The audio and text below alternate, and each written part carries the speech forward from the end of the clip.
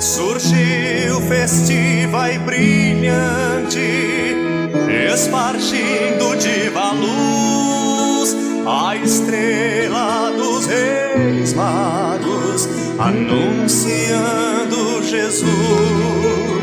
Amigos de Osório apresenta Histórias do Litoral Norte com o professor Lauro Cunha. Seu esposo era um bandido, senhora dona da casa.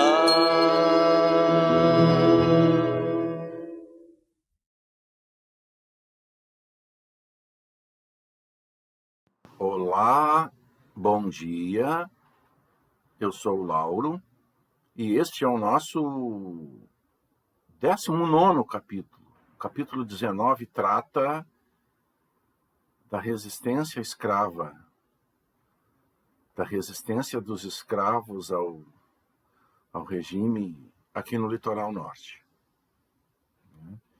Eu creio que esses estudos da nossa escravidão aqui, eles têm que começar, né? Não tem como a gente virar esta página, né? O estudo da escravidão é o próprio estudo da história do litoral norte no século XIX. Não tem como compreender a história do século XIX no litoral norte sem compreender a história da escravidão. E o contrário também se pode dizer. Se entendendo a escravidão, se entende perfeitamente a história do litoral norte no século XIX. Né? Então, quantos estudos, né, estão por ser feitos aqui no litoral norte? Né? Quantos aspectos da escravidão? Né? Nós temos que estudar a família escrava, as redes de parentesco dos escravos, estrutura de posse, o tamanho dos plantéis, né? Estudos de gênero, os negócios de compra e venda de escravos, saúde e as doenças dos escravos, o tráfico interno, né? De onde vinham nossos escravos, né? E por que vias, né? A mestiçagem é uma coisa interessantíssima, né? A sociabilidade, a religiosidade dos negros do século XIX, memória, patrimônio, estudos demográficos, os estudos que se chamam de pós-abolição, né? O que aconteceu com essas pessoas após a abolição da escravatura, né? Então, assim, é uma infinidade de estudos, né, que estão por ser feitos. Eu sempre falo assim, que bom se esses estudantes de história olhassem, né, para esses temas da escravidão nos seus trabalhos de conclusão de curso. Um fato interessante também que eu tenho observado é que muitas pessoas, depois que se aposentam, vão fazer o curso de história. É muito comum em Porto Alegre, nas cidades maiores, aqueles cursos que as pessoas dizem: eu estou fazendo para mim, né? Então, não só os jovens, então, as pessoas, ou aquele professor de história que já se aposentou, que pensa agora em fazer um curso de pós-graduação, né? Quantos temas nós temos aqui, né, dentro do grande tema da escravidão para ser estudado aqui, né, no litoral norte. Eu estou concluindo agora um livro que trata de todo esse processo da libertação, né, toda a luta pela liberdade, né? Um livro que precisa ser escrito, uma história que precisa ser contada, é sobre esse tema que nós vamos falar hoje aqui, né? Toda a questão da resistência que os escravos ofereceram ao regime servil, né? A escravidão, ela carrega algo intrínseco a si mesma, né? Que é a resistência e a busca da liberdade por aquelas pessoas escravizadas. A resistência, ela nasce naturalmente, né, do inconformismo, dos castigos, das humilhações, do trabalho em demasia, dos maus tratos, né? Então, se costuma dizer assim que onde há escravidão, há a reação, né, ao cativeiro, né? Aqui no litoral norte, a nossa escravidão seguiu essa lógica, né?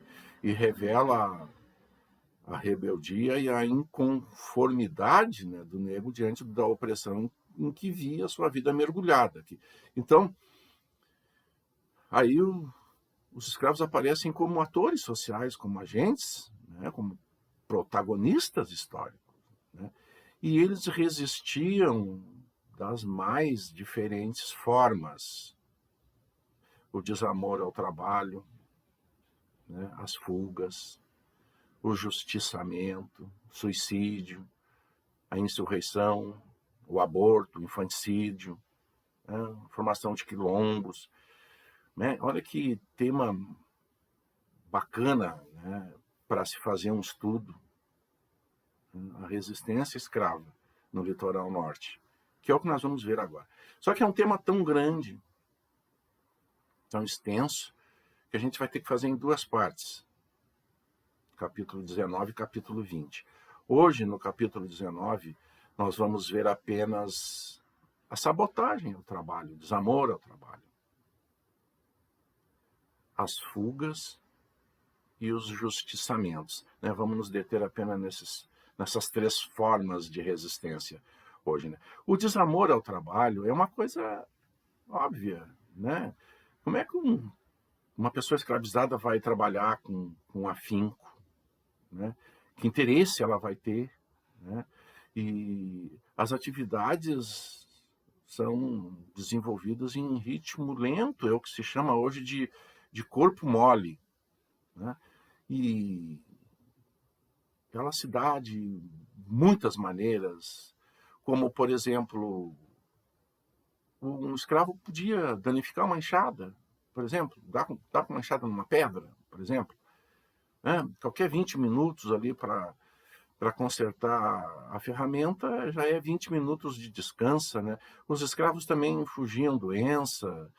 E essas atividades dentro do engenho, na fabricação da cachaça, do açúcar, do melado, né, eram tarefas delicadas. Um detalhe uma sabotagem podia colocar toda uma produção em risco.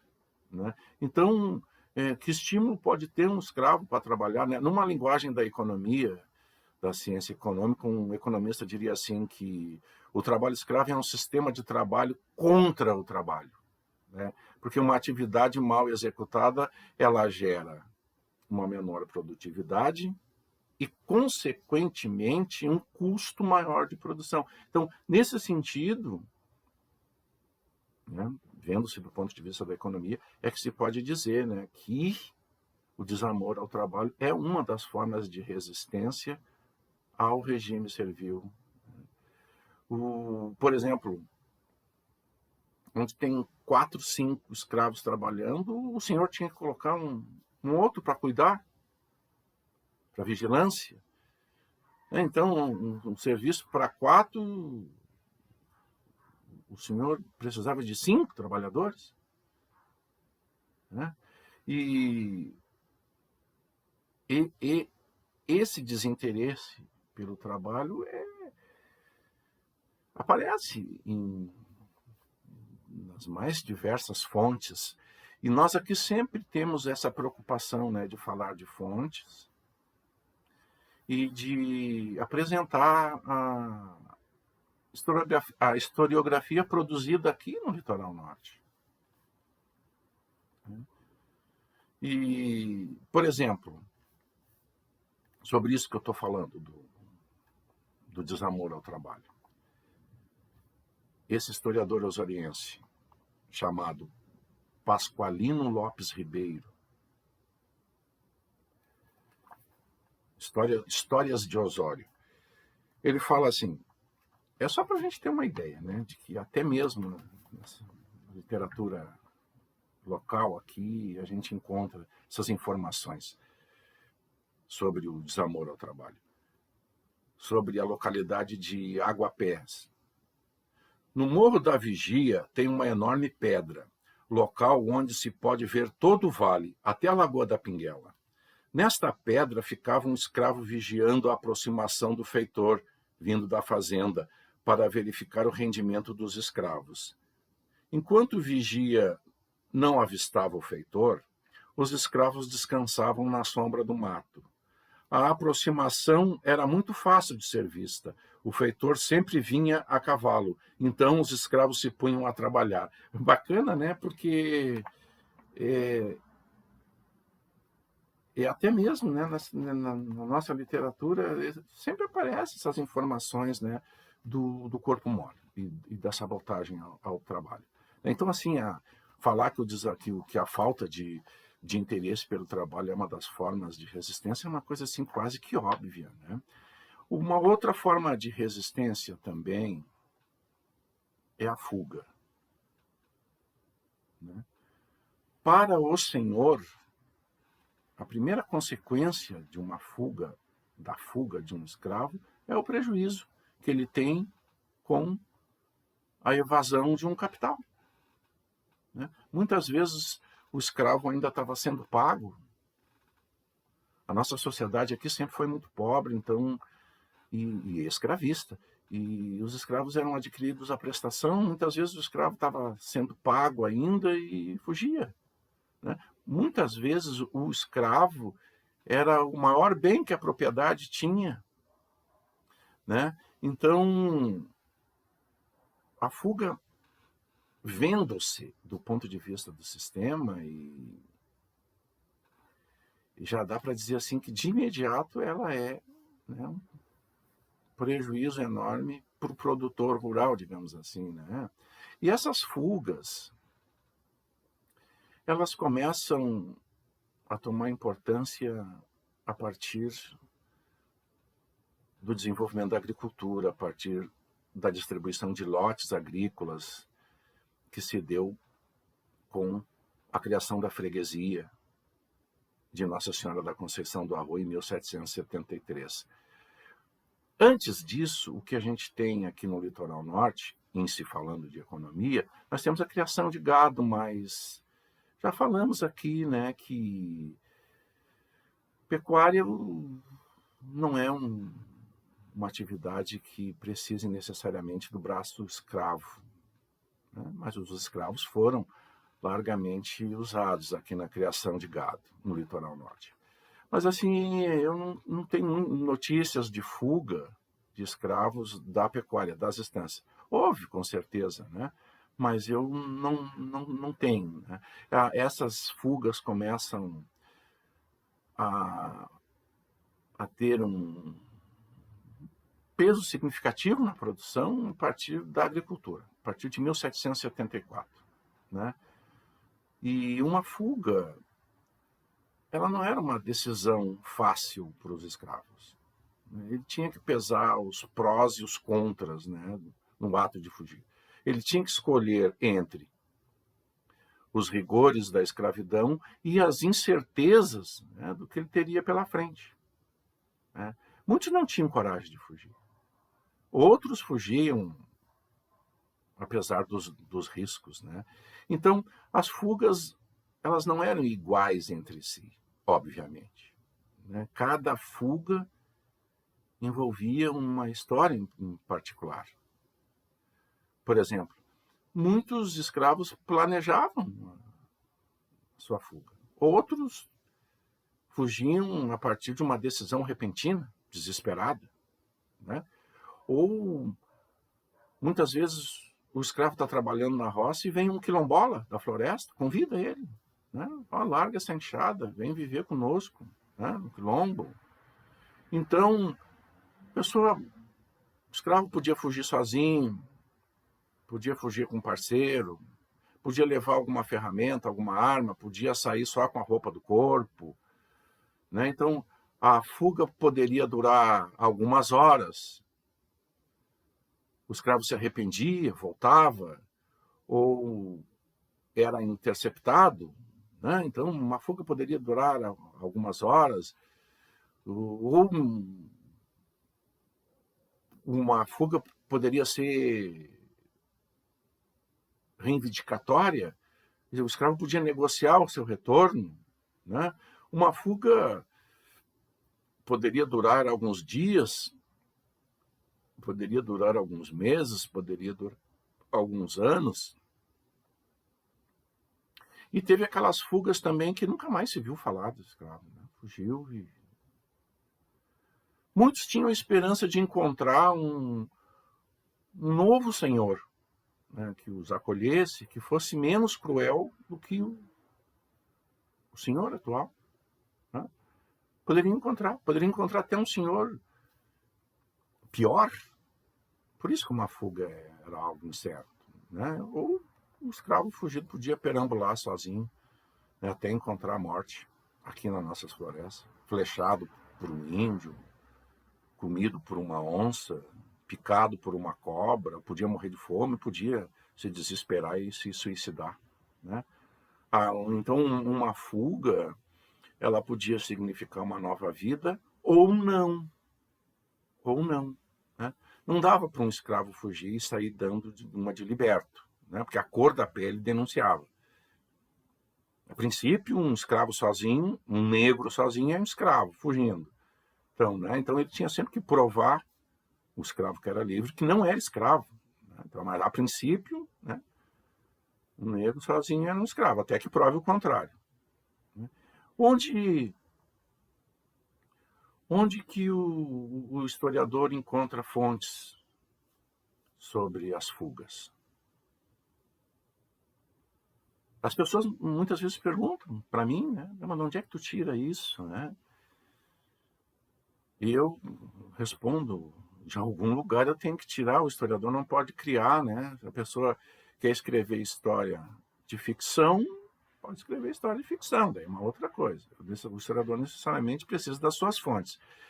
Numa cidade grande, as fugas são visíveis nos jornais. A pessoa anuncia no jornal que seu escravo fugiu e dá as características do escravo e oferece uma recompensa, né, para quem encontrar. Então, existem muitos estudos assim de fuga de escravos das cidades, escravos urbanos. Esses estudos se dão através dos jornais. Nós não tínhamos jornal nenhum aqui no Litoral Norte no século XIX. Então, o jornal como fonte não tem como. Não temos jornal no litoral dando notícia de que os escravos fugiram daqui, mas nos jornais de Porto Alegre a gente pode encontrar notícia de escravos lá fugindo para cá, para o litoral norte. Santo Antônio da Patrulha, eles chamavam de patrulha, e Nossa Senhora da Conceição do Arroio, eles chamavam de arroio. Né? Então, no jornal O Mensageiro de Porto Alegre, jornal O Mensageiro, do dia 15 de janeiro de 1836. Todo mundo podia fugir. Mulher podia fugir, homem podia fugir, jovem, velho, e até crianças fugiam. Essa notícia aqui é de uma criança que fugiu de Porto Alegre e veio para o litoral. A notícia diz assim, a notícia não, o anúncio, né? Do coronel Francisco de Paula Soares fugiu, na companhia de umas carretas da patrulha O Arroio, um crioulo, seu escravo de idade de 9 anos, cara redonda, bem retinto, dentes muito claros e bons, o cabelo algum tanto afumaçado, pernas meia tortas. Era pajem e com bastante viveza, de nome João. Quem dele der verdadeira notícia ou o trouxer a seu senhor, será premiado consideravelmente. Bom, é só o que se tem da fuga. Né? Mas não é proibido, por exemplo, para o historiador ficar imaginando, tentando levantar algumas hipóteses. Né? Por exemplo, esse Francisco de Paula Soares foi militar aqui no Litoral Norte. Em 1836, ele já tinha se recolhido para Porto Alegre. Lutou, inclusive, na Revolução Farroupilha. E a gente pode imaginar assim, de repente a mãe, o pai do menino ficou no litoral e ele levou só o menino. Diz aqui que era bonitinho, os dentes bonitos, muito vivo, né? Era muito espertinho, né? Então ele levou para Porto Alegre.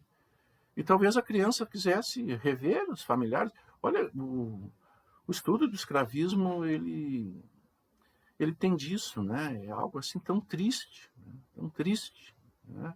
Quando a gente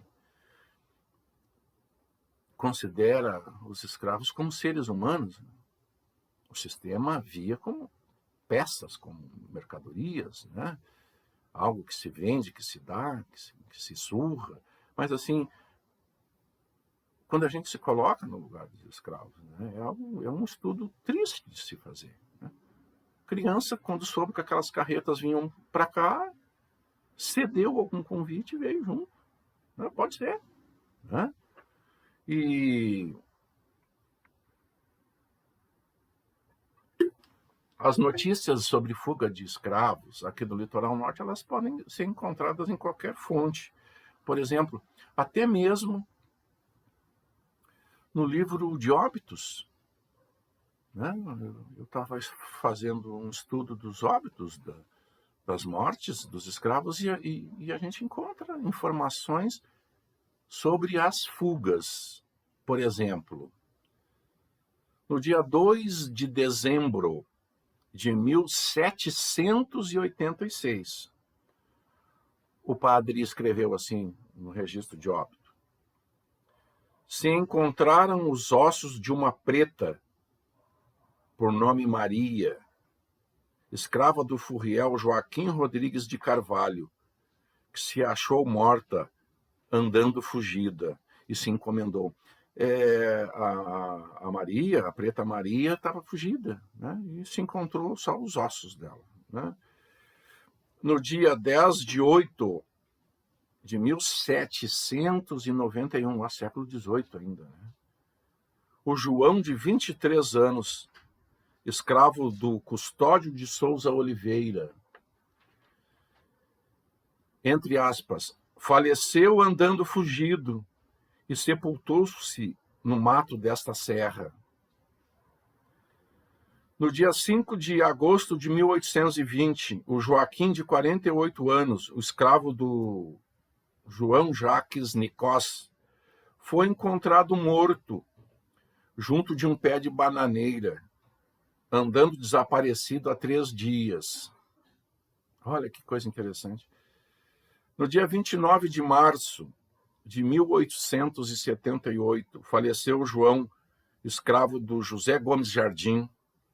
Ele era o padre descreveu ele como um calhambola.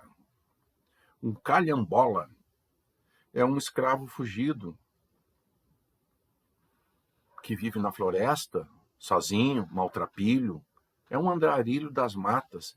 E ele só sai à noite para se alimentar, né? Para furtar alguma coisa para comer. É um zumbi, né? As pessoas, quer dizer, uma maneira triste de se viver, mas assim, as pessoas viam como um fantasma, né? As mães assustavam os filhos, olha o calhambola, né? Então, o que eu estou dizendo é que até mesmo no livro dos óbitos a gente encontra notícias das fugas. E mais um detalhe, para exercer a função de capitão do mato, o capitão tinha que ter uma autorização da Câmara de Vereadores. Então, assim, pela quantidade de nomeações para exercer essa função, a gente vê quantidade. Supõe-se que existia uma quantidade significativa de escravos a serem recuperados, né? E ainda em relação às fugas, tem uma questão dos justiçamentos.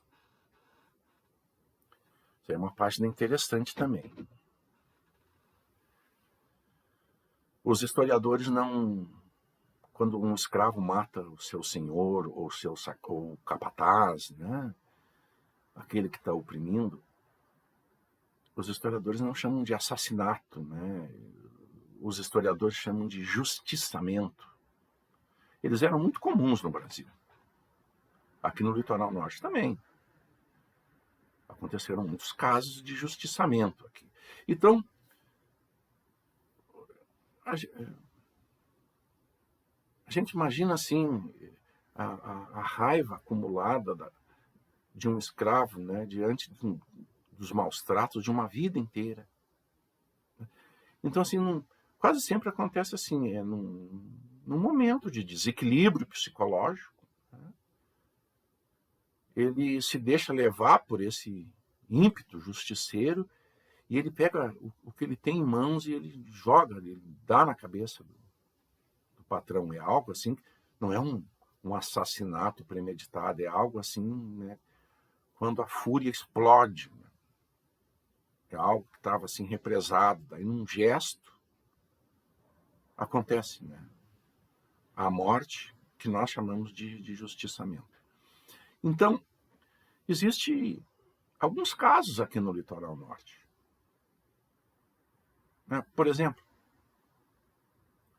vamos falar aí de alguns casos. Por exemplo, no dia 19 de fevereiro de 1821, aqui no Livramento, foi encontrado um cadáver já em adiantado estado de decomposição, de um senhor chamado Francisco José de Paula.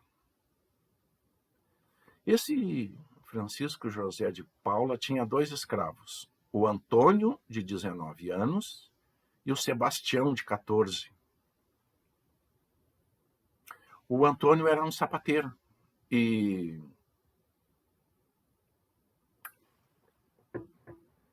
confeccionou uma bota no número errado. E o seu Francisco José de Paula prometeu no outro dia dar uma surra nele, como sempre fazia.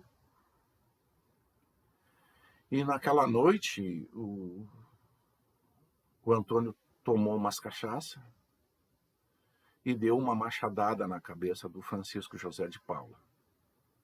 Pegou alguns pertences, inclusive uma espingarda, e fugiu e obrigou o Sebastião, de 14 anos, a ir com ele. E não sei para onde é que ele queria ir, né? Ele foi pego lá em São Francisco de Paula por um capitão do mato chamado Inácio da Veiga. Aquilo que eu acabei de falar. Ele é um negro sozinho, tem alguma coisa errada, né? A princípio é um escravo fugindo, até que prove o contrário. E de fato, né, o capitão do mato, Inácio da Veiga, prendeu o Antônio e o Sebastião. E foi para a justiça e o Antônio foi condenado. O Sebastião, de 14 anos, foi inocentado e o Antônio foi condenado à morte por enforcamento. Esse enforcamento se deu em Porto Alegre, na Forca Pública de Porto Alegre, no dia 21 de janeiro de 1822. Um outro caso de justiçamento.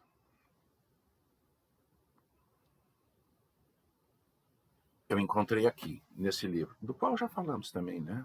Comunidade Negra de Morro Alto. Todo mundo deveria conhecer esse livro aqui. Aqui temos a história do Paulo, Nego Paulo. Nego Paulo tinha 28 anos. Essa história do Paulo até hoje é contada aqui no Morro Alto pelos descendentes de quilombola. É uma história contada e recontada. O justiçamento aconteceu no dia 14 de janeiro de 1882. O Paulo justiçou João Machado Ramos. João Machado Ramos era um tenente-coronel. E ele ia de manhã com os escravos, com os trabalhadores, para tirar o leite, para ordenhar as vacas de manhã.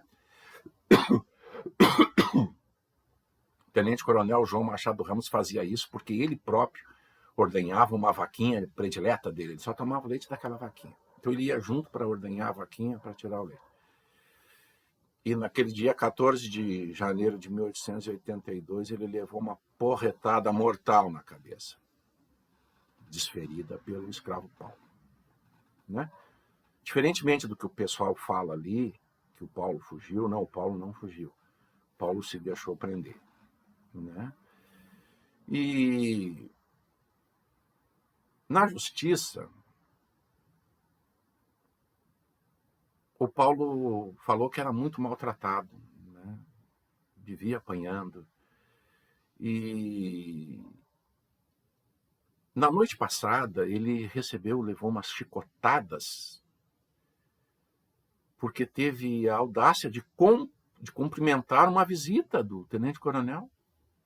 Deve ter dado boa noite, o tenente-coronel achou assim uma afronta. Né? Então, Paulo apanhou. E no dia do justiçamento, Paulo foi acordado de manhã com um balde d'água no rosto. Né? Então, a gente fica imaginando, né, o estado psicológico, né, do Paulo. Ele foi preso e 5 anos depois morreu na cadeia de anemia. Né? Um outro justiçamento aqui do Litoral Norte é do Francisco. Agosto de 1856. O Francisco era um africano, cabinda. Ele tinha profissão, era um curtidor. E ele, final de agosto de 56, ele fugiu e foi lá para o Morro Alto. Pedir a guarida do Major João Marques. Aliás, o Major João Marques ainda não era major, era capitão. E já era um político, uma liderança conhecida, respeitada.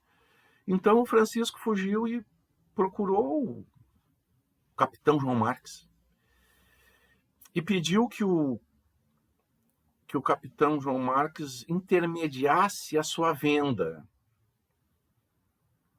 Por isso que nós falamos antes, né, que cada fuga tem uma história em particular. Ele fugiu, mas ele não estava questionando o fato de ser escravo.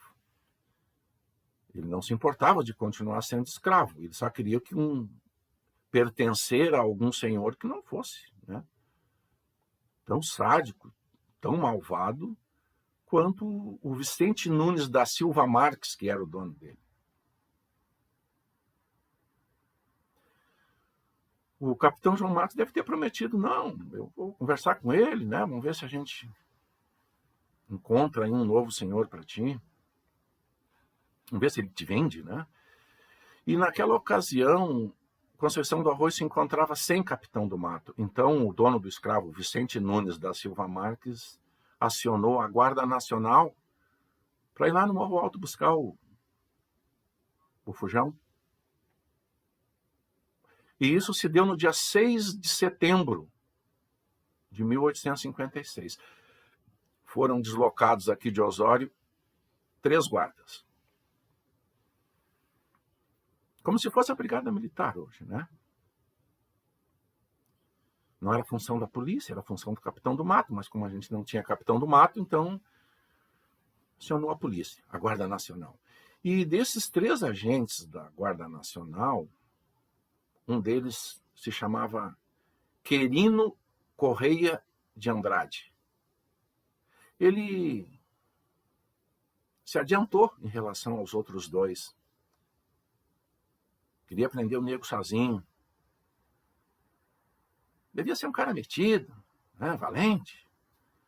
Se distanciou dos outros 2 e chegou na frente. Estava armado de pistola e espada. E o Francisco estava lá no engenho. E ele chamou para a rua o Francisco e chamou o nego de tudo que ele achou que devia. Né? O nego saiu do engenho e deu 2 facadas mortais no abdômen do Querino. Uma no fígado e uma no rim. E se deixou prender. Porque ele não estava armado. Só que O processo não evoluiu na justiça. O Francisco era um cara bom de briga, mas era um cara trabalhador, um cara quieto, um cara não incomodava ninguém. Devia ser uma pessoa muito boa. E o Querino devia ser uma fama contrária. Então parece que a justiça meio que enrolou daqui, enrolou dali. Eu não sei exatamente como é que terminou essa história, mas esta história foi contada pelo historiador Paulo Stout Moreira neste livro aqui, ó.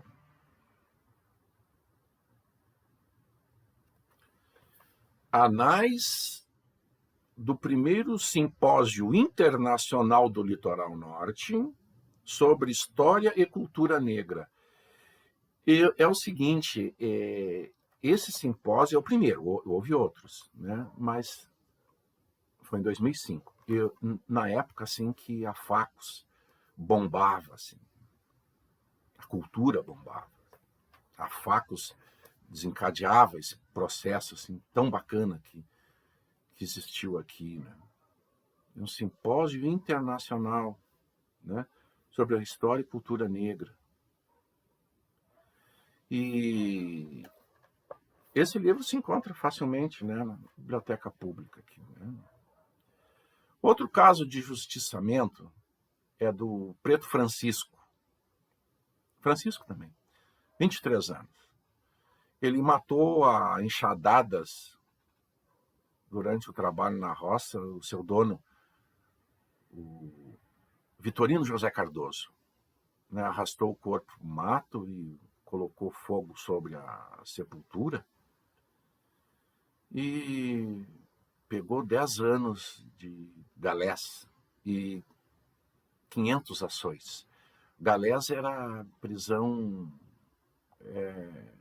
convertida em serviço público, né, em obras públicas, né? Pegou 10 anos de obras públicas e 500 açoites pelo justiçamento, né? Essa questão dos justiçamentos, nem mesmo depois do fim da escravidão, assim, parece que não conseguia apagar, né, do coração, da mente de alguns escravos a dor que eles traziam pelos castigos que receberam durante a escravidão. Então, assim, bem em seguida, depois da Lei Áurea, aqui em Maquiné, o escravo João tinha 25 anos, era solteiro, campeiro e lavrador. Ele justiçou o seu ex-senhor, né?